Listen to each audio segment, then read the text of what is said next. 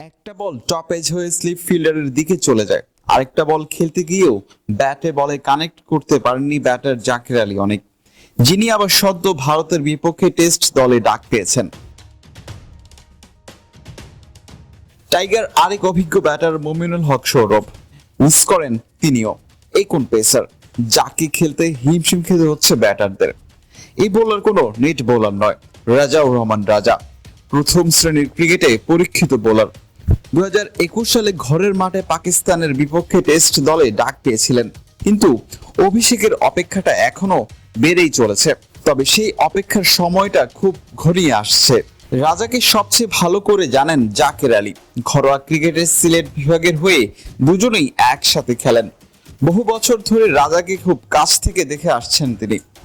স্ট্যাম্পের পেছনে দায়িত্বটা সামলান বলেই রাজার বোলিংটা ভালো করেই জানা আছে তার।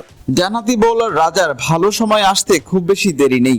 প্রতিপক্ষের জন্য টেস্ট ক্রিকেটের রাজা হতে পারেন অন্যতম থ্রেট, এমনটাই মনে করেন জাকির। হ্যাঁ, রাজা তো অনেক ভালো বোলার। দেখেন না, ও তো ফার্স্ট ক্লাস সিলেট থেকেই খেলে। আমি সবসময় উইকেট কিপিং করি ওর বলে। তো ও খুবই, আমার মনে হয় যে রেড বল ক্রিকেটের জন্য খুবই থ্রেট হতে পারে সামনের দিনগুলায়। ও খুবই ভালো ছন্দে আছে, মাঝখানে ইনজুরিতে ছিল। তো ওর জন্য শুভকামনা। আমার কাছে মনে হয় খুবই তাড়াতাড়ি সামনের দিকে এগোতে পারবে। রাজার সবচেয়ে বড় শক্তি তিনি এক জায়গায় বল হিট করতে পারেন। ইনসুইং করাতেও যিনি পারদর্শী। ফার্স্ট ক্লাস ক্রিকেটে 23 ম্যাচে হাত ঘুরিয়ে 71 উইকেট নিয়েছেন। মাত্র 26 গড় আর প্রতি 43 বলে একটি করে উইকেট পেয়েছেন।